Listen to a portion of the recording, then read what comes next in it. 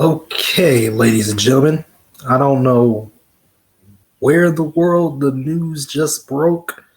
Just broke about an hour or so ago. What in the world?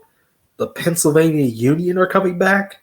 The Wyoming Cavalry in the old Camplex in Wyoming in Gillette. The AIF is trying to do something. I don't know what it is. I don't know what kind of money Don Montero has, but it's money that's happening. I'll tell you that much. And then, Mario Flores is like, oh, well, we got two more teams coming to Michigan in 2026 too. And it's like, man, come on now. We just saw West Michigan beat the brakes off of Coralville with basically nobody there.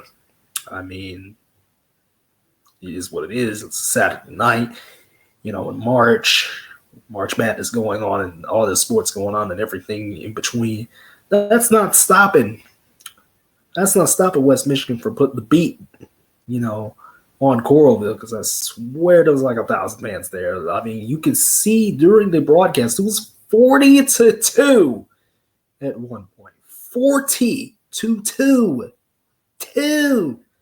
at one point.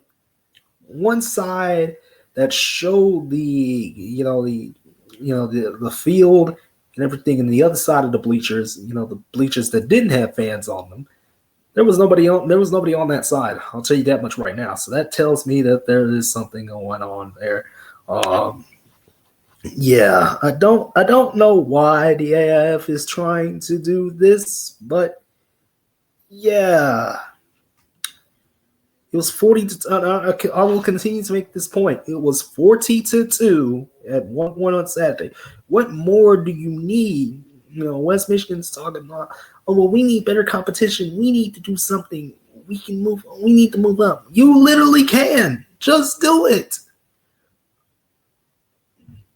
There is no reason to try and fund teams from Michigan, because I know that's probably what's going to happen. That's probably what's going to happen. There is no reason to go from games from Pennsylvania to Wyoming. There is no reason for that. Let's just keep it real. Why is this a thing? I have no idea. But whatever. Fitchburg becomes the mass heroes. By the way, I don't know why they changed it like that, but whatever. That's fine. Yeah. And then, Tom Manas gets fired from San Antonio. James Fuller will now take over.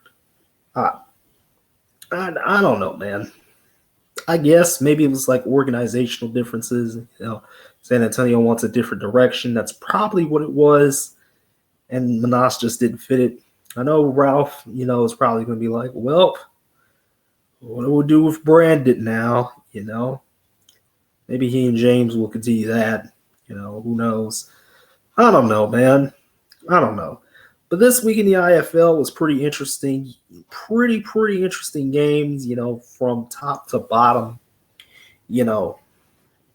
Quad City with a huge win, Weird game in the Iowa Green Bay game, in which Green Bay, couldn't completely put it away. And we'll talk about another game, in a second, couldn't completely put it away.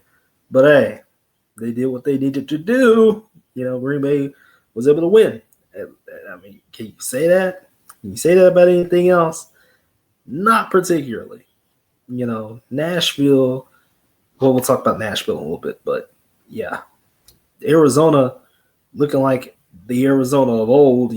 From back in the day. Just beat the brakes off of Tucson. Vegas and San Diego had a thriller on Monday night, and my God.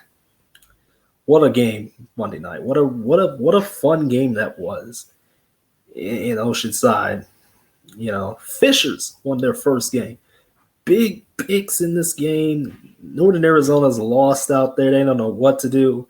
And again, the fun times will continue in the IFL despite the fact that they're behind the paywall. Corpus Christi, took care of business against Salina. On the other hand, when we talk about the AF1, Albany, kind of struggling against Nashville. Somehow, other people are getting their credentials and stuff like that. Off the wall was able to go to that game. Very intimate experience, he said.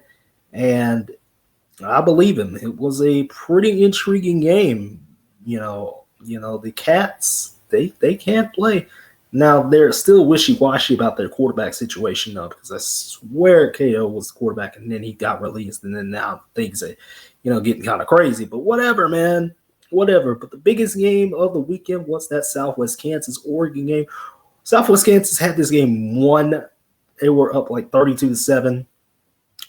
And then the comeback play at the very end to beat Southwest Kansas off that Hail Mary attempt. My goodness, that is just how you do it right there. That is just how games are made. That is how finishes are made of, bruh. Let me tell you, I don't know what in the world, I don't know what in the world this is, man.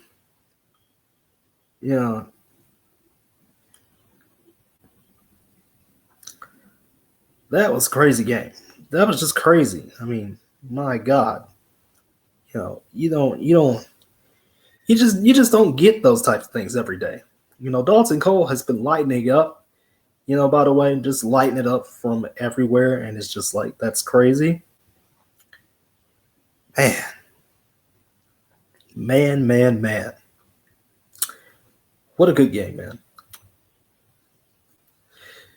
On the other hand, Omaha and Sioux City, they were able to win, use their defenses, kind of keep Idaho and Colorado in those two games. I mean, it's just like, yeah, we kind of know what's happening at this point. But the big surprise, Colorado and Idaho, they didn't win, yada yada yada. But the big game in the NAL this week was Carolina Columbus Part 2, the rematch. I honestly thought with the way Columbus was trash talking, the way Zach Brown and crew were like, yo, we're going to beat these boys again. Now, my silly self said, hey, I think Carolina's going to score in this game, but I don't think they're going to win. Now, I did say that. I was definitely doing a little bit of glazing, baby. A little bit of glazing, and that just did not happen. Carolina, boot to ass. The Cobras struck. Fantastic performances, by the Carolina Cobras defense. I mean, it was just a really, really good game for them, Now with Brandon Negron back as head coach, by the way, back as head coach. It was just a matter of time before that defense got into shape, And Columbus, the NAL, now we're in a weird position where it's like, I don't even know what's going on at this point. Do we really know who's going to be on top or not? Because I don't know, man. I really don't know. But, between, two teams signing a quarterback on the same day and stuff like that, like literally two teams signing a guy the same day and everything like that. And it's April Fool's Day. So, the April Fool's jokes are coming out of the woodwork. I just don't know. I really don't know at this point, to be quite honest with you. Another week, there's also another rumor of, hey, somebody's about to close up shop. I don't know who, but apparently it could be an AF1 team. I don't know. But yeah, this week was interesting. I mean, we had plays go crazy for all the right reasons. That Oregon Southwest Kansas game was bananas, man. Now the AF1, they're trudging along. They're doing their thing. They're doing all right. That's what I said a couple weeks ago. They're doing their thing. They're doing all right. And the games have been pretty good. IFL, can't really tell because, almost I pretty much watched maybe like 1 or 2 games total in the IFL this year. I'm just going to be real with you. That paywall is getting to me. But I don't know, man. Yeah, so that'll do it for me. This week is April Fool's week, today is April Fool's, so don't get fooled by any weird posts today. Players are working hard to get back, in tune. Yeah, so that'll do it.